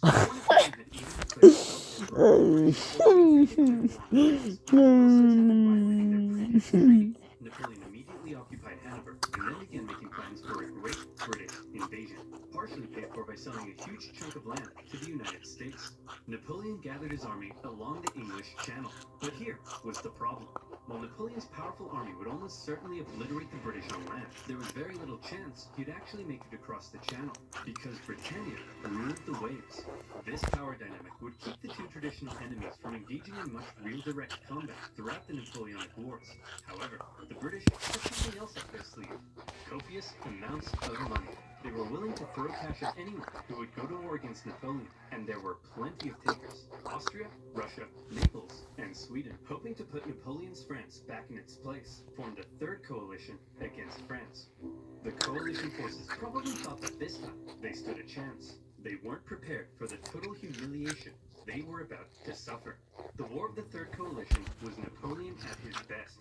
We've already learned two ways in which Napoleon was a great military commander, but here comes one of the biggest reasons: speed. He had reorganized his army into corps, which were themselves basically small armies. Each had their own infantry, cavalry, and artillery, and as a result, was able to act more independently. They spread out through the countryside, and by living off the land, rather than relying on heavy supply trains, they were able to move extremely quickly. Napoleon would traverse massive distances, outmaneuver his enemies, isolate them, and then move in for the kill before they even knew what was going on. Lightning warfare leading to total destruction. Would you like to see it? Here we go. Part of the coalition's plan was for the Russians to meet up with Austria and take on Napoleon together. Combined, they could turn the tide against him. So Napoleon needed no problem. In a matter of weeks, Napoleon marched 200,000 men in secret, encircling Austrian general Mack and capturing his entire army. A devastating blow. Napoleon later remarked, "I have destroyed the Austrian army by simply marching." Next, he turned to face the approaching Russians. Okay, it looks like the French are coming for us, but check this out. I've got an amazing idea. When they approach, we run away. Sir, you're a genius. The Russians began to retreat with Napoleon giving chase, and since his tactics relied on quick victories, this could be a problem, especially because the longer the war went on, the more likely the other countries may join the coalition against him. But Napoleon knew the Russian Tsar Alexander I was young and seeking glory, so he came up with an idea to lure him in. He sent him a message. What does it say?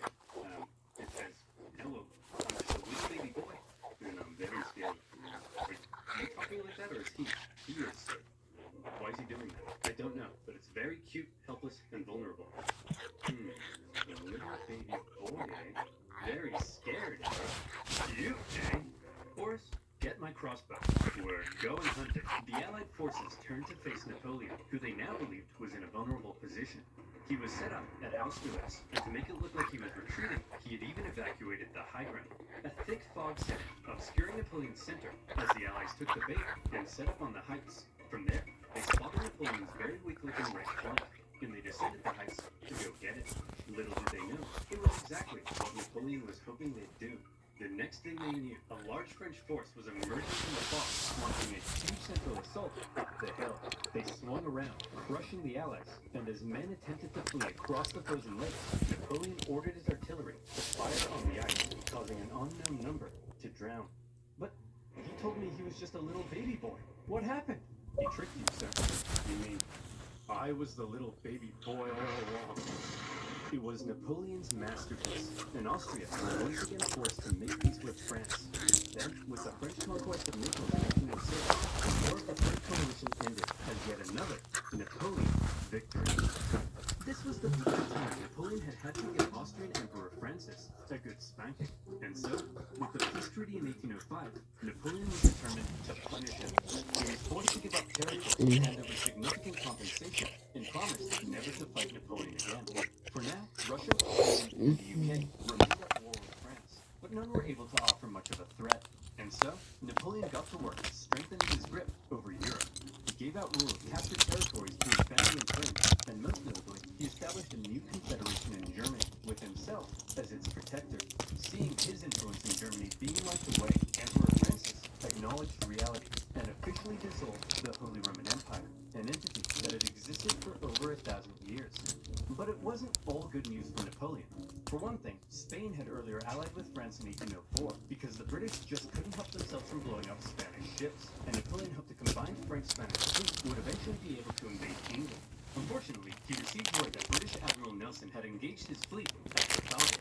Normally, naval battles look like this, but in this case, Nelson did this. Was it because he was an idiot? No, it's because he was a genius. He successfully punched through the Franco-Spanish line and unleashed hell. His victory ensured British control of the sea, and his death during the battle made him a legend. Napoleon's hopes for a future British invasion were gone. But not just that. Napoleon was also hoping to secure peace on the continent, but that wasn't looking likely, because the Prussian king was under pressure from his wife. Forever, he's established a confederation in our turf, and he told us he'd give us Hanover, but then offered it to the British. You have to declare war on him. What is it with you and war? What is it with you and being a cupcake? Go to war!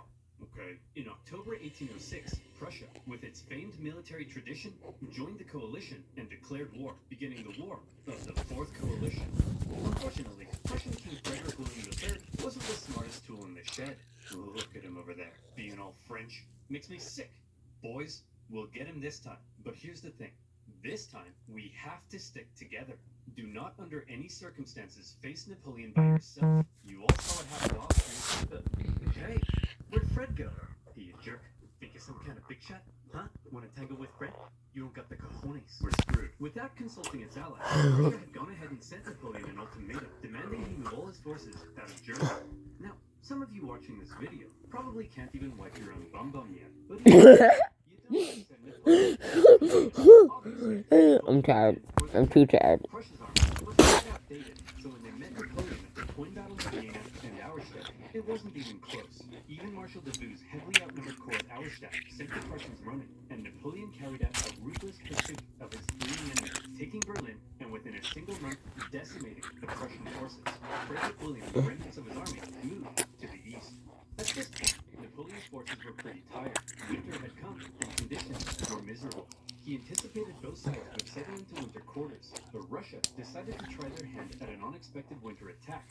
A series of brutal battles followed that took a heavy toll on both sides, including the vicious Battle of Eylau, fought in blizzard conditions. Men froze to death, and many deserted. The Russian artillery tore the French to shreds, and Napoleon himself was momentarily under risk of being captured. In the end, the French army was saved thanks to a legendary cavalry charge by Napoleon's flamboyant cavalry commander, Murat. After the horror inflicted on both sides, they decided it might be a good idea not to do any more fighting until after winter. Then, after winter came, and the fighting continued. The Russians were pushed back to Friedland, where Russian General Bennigsen made a bit of a blunder by positioning himself with the Aller River to his back. The French artillery were able to pin the Russians between the river and their concentrated gunfighting, a major element in Napoleon's fighting style, and many Russians drowned as they tried to escape. War of the Fourth Coalition. Victory, Napoleon.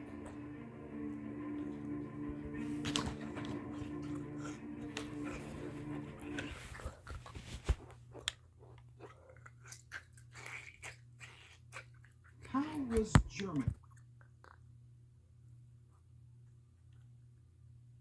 How was Germany formed? During medieval times, the lands of Germany were scattered in hundreds of pieces and looked like this: counties, duchies, kingdoms, principalities.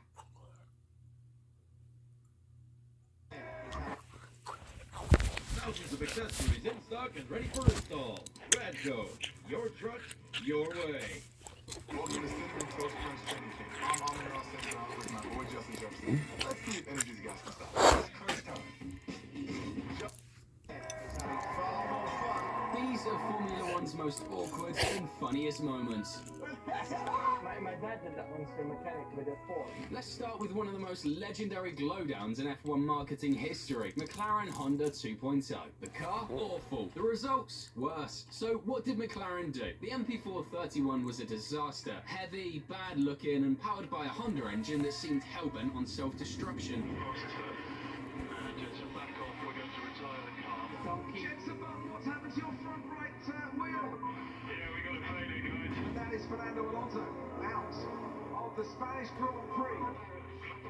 But instead of sulking like Ferrari might, the Papaya gang leaned into the chaos with content. I mean, you'd think a team with two world champs, Alonso and Button, would be grinding every day to bounce back. Nah, these guys are just different gravy. And the wildest part, they knew it. McLaren wasn't trying to convince anyone they were back. They were out here playing rodeo with reality. Like, if you can't win races, at least win the internet, right? Hey, dude, I feel so confident speaking like an American. Me too. Can't wait to eat the hot dog. I'm totally psyched, American, bro. Woo! Yeehaw! Yeah! Yeehaw! What the fuck am I watching? The awkward accent, the cowboy hats, the whole thing was so cringe. It looked back into genius. Part of me even wonders if that ad was Ron Dennis's final act before leaving. Car's trash, boys. Time to make Fernando say hot dog. Wild decision. However, it's not like we haven't seen these two being weird before. Let's start with the Spaniard. This is a guy who casually hit the gritty on TikTok like it was completely normal behavior for a 40-year-old elite athlete.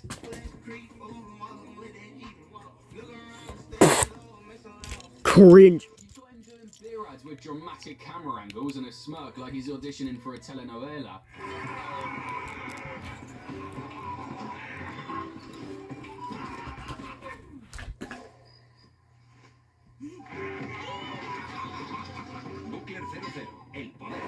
And of course, reading about the Roman Empire like every man apparently does 3 times a week. And then there's Button. Chill, stylish, composed under pressure, until you put a camera in front of him and ask him to sell you financial products. Santander student account with free student rail card. For home, for femme, for student. Oh, and in the middle of the chaos, who always pops up out of nowhere? Mika frickin' Hakkinen. Yep, you heard that right. And this guy wasn't just in one ad. Nah, he was on some brand leaf testing, randomly like an Easter egg. Indonesian Johnny Walker ad? Mika again. Luxury car ad? Mika. A fucking Mercedes Red Bull collab ad? Mika is there too. Dude was everywhere except the grid. But despite all that traction, let's not pretend this team was even remotely close to a bounce back. They ended the year P6 in the constructors with 76 points. Alonso got P10 with 54, Button P15 with just 21, and poor Stoffel Vandoorne picked up 1 sympathy point from his debut in Bahrain after Nando's little crash in Australia.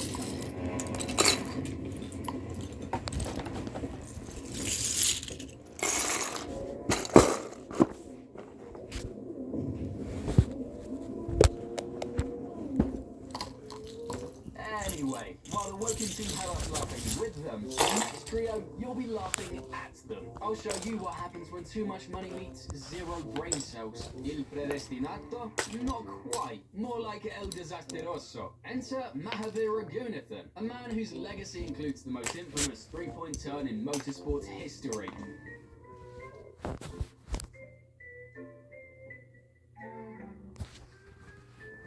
It's not a flex. This wasn't Formula 2. This was a driving test, and he failed it in high definition. But Ragu wasn't alone in turning racing into reality TV. Then comes Nikola Solov, aka the Bulgarian Lion, who decided to pause his F3 campaign to drop what might be the wildest TikTok of the year.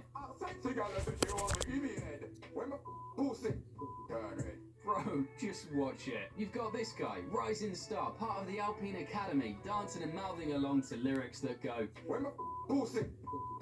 like, why? And to complete the arc, he crashes into Alex Dunn right after, just to steal the clown stamp for the weekend. Oh, when he was leaving, in front of him, and Nikola Solov shoves him straight into the barriers. And just when you think it can't get worse, enter Yuri Vips. His crime? Hating Django. That wasn't there. That entire scene, that's the perfect metaphor. Because during a Twitch stream, my guy literally drops the N-word with the confidence of someone ordering fries. Oh my god. Oh yeah. Yuri. And of course, the PR machine kicked in instantly. Step 1, post the apology, Instagram notes app, classic. Step 2, look sad in a photo with a dog. Didn't happen, but you know someone suggested it. Step 3, mention charity, still pending. Step 4, go quiet and pretend it never happened. Check. Step 5, wait for another driver to screw up and shift the spotlight. Done. At the same time, I'm not here to make friends, I'm here to win. Step 6, quietly relocate to IndyCar. Yep, that's real. The truth is, all of these guys had real chances. Seats, sponsors, and teams backing them. But what did they do? Turned it into shambles. And sure, everyone makes mistakes, but these weren't just L's. They were highlight reel fails you'd show in a masterclass titled How to Waste Privilege in Motorsports. Because if this segment proves anything, it's that money can buy you a seat, but it can't stop you from fumbling it. Anyway, enough of the junior chaos. Let's move on to someone with 200 plus race starts, who still crashes like he just installed F123. Oh no! It's just touched the grass on the way in. A name that divides opinions. Sergio Checo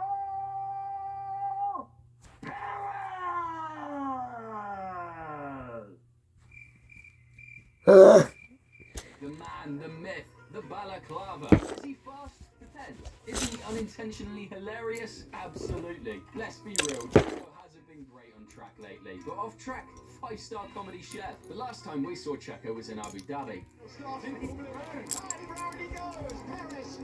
Since then, gone. No press, no socials, not even a happy birthday post. Just straight up disappeared. Like the money on my account if you don't hit subscribe. However, while he was hiding from cameras, the internet was not hiding from him. Memes, roasts, jokes about him being washed. People were ready to replace him with literally anyone. So the universe did its thing, and Red Bull gave Liam Lawson a shot. 2 races to demonstrate his capability of driving under pressure while... Goes Liam Lawson. He's done the same thing in the first couple of turns on the racetrack. The Kiwi has hit the barriers. What the fuck? Is he out? Yep, my guy didn't even make it to race 3. Now Tsunoda's taken over, and suddenly, Checo doesn't look that bad anymore. But let's not get distracted, because this man is a goldmine for memes. Yes, memes Checo. Let's talk about his balaclava. There are grown men, real adult, functioning human beings, fighting to get a sniff of it like it's some lost Aztec relic. Not a helmet, not gloves, a sweaty balaclava. I mean, okay, just please don't take it to the bathroom. And then came the video. Checo starts by watching TV, then boom, he's a cowboy.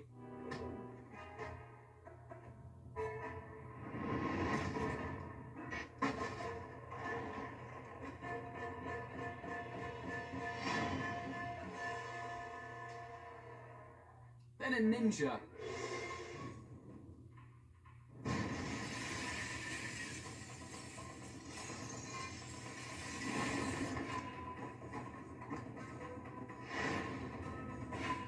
Then a soldier. What the fuck, man? Then poof, vanishes in a smoke bomb like Naruto. What was the goal of this ad?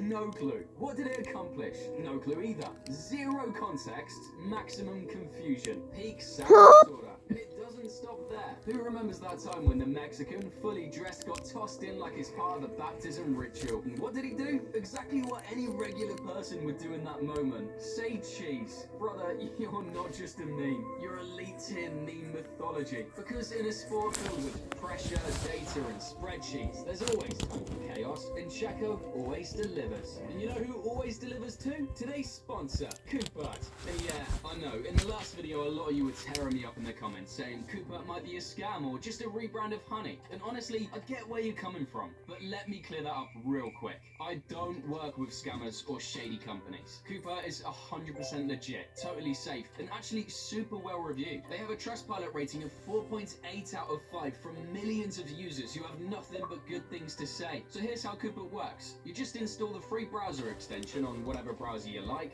Chrome, Firefox, Safari, Edge, you name it. Then whenever you're shopping online and hitting checkout, Coopert automatically hunts for the best coupon codes and tests them for you. No digging, no guesswork. It just tries all the codes to save you money. On top of that, it offers cashback rewards and price comparisons to make sure you're getting the best deal possible. Best thing, it all happens behind the scenes.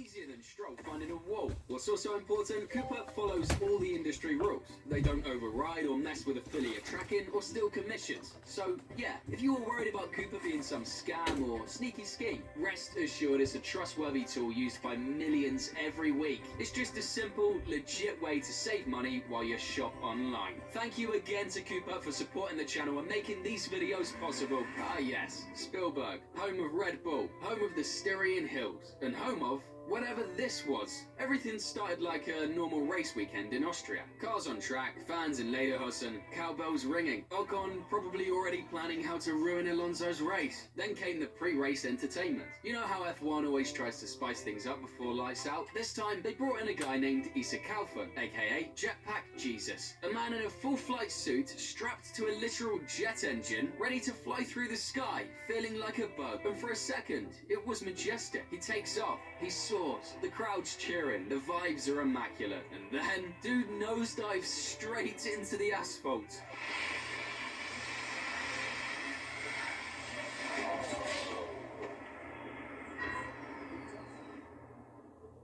Full Iron Man crash landing, zero elegance, 100% spinal risk. Really dangerous, right? Not for Oscar Piastri. This human version of Ferb literally just watched a man fall out of the sky at terminal velocity and didn't even blink. As your fellow Aussie would say once, holy mac and cheese balls. To be fair, Oscar's always been like this. This is the same guy who ended Alpine's entire multi-million plan with one tweet. That was it. No context, no drama. Just one paragraph that shut down an entire storyline. And let's not forget the burger. Oscar Piastri, cool as ever, promoted a jet black burger that looks like it was forged in a goth teenager's kitchen.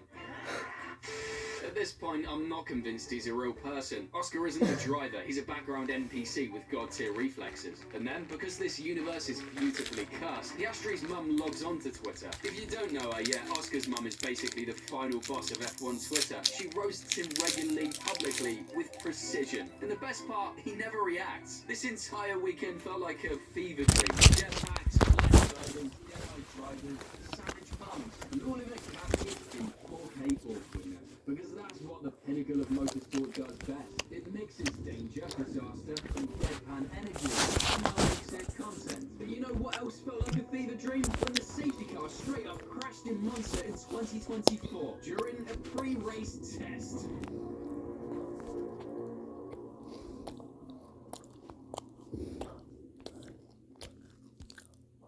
Like, man, you're supposed to be the responsible one. You're a freestyle rapper. Have you got any rap for us today on Formula One?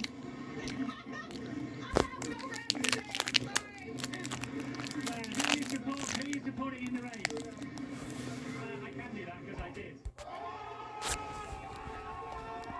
Imagine walking into a crowd of celebrities, mic in hand, good vibes in your heart, and then getting full body blocked like you tried to sneak into the Met Gala with flip-flops. And then imagine it happens every single race weekend. Welcome to Brundle's Grid Walk, the place where DJ Khaled shows up, doesn't know what sport he's in, and somehow gets treated better than the guy with the mic.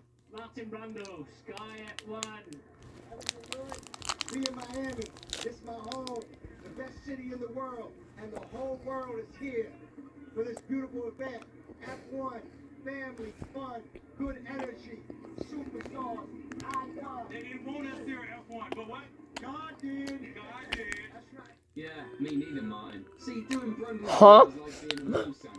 Except the kids hate you, the parents are security guards, and someone replaced the candy canes with legal threats. But what does he do? He delivers. Because someone has to. Let's start in Singapore. But no, not the race. I'm talking about the moment Bro walked up to Christian Horner with the calmest energy ever and hit him with... Shame you're too old to have driven here, really. I'm ending this video up here. I'm fucking tired. You would have liked it. Shame you wasn't fast enough to get before So, make sure to like and subscribe. Hit that notification bell. Do it. Don't care. Can't make your cat stop. You can't do anything at this point. This is fucking gay. And bye.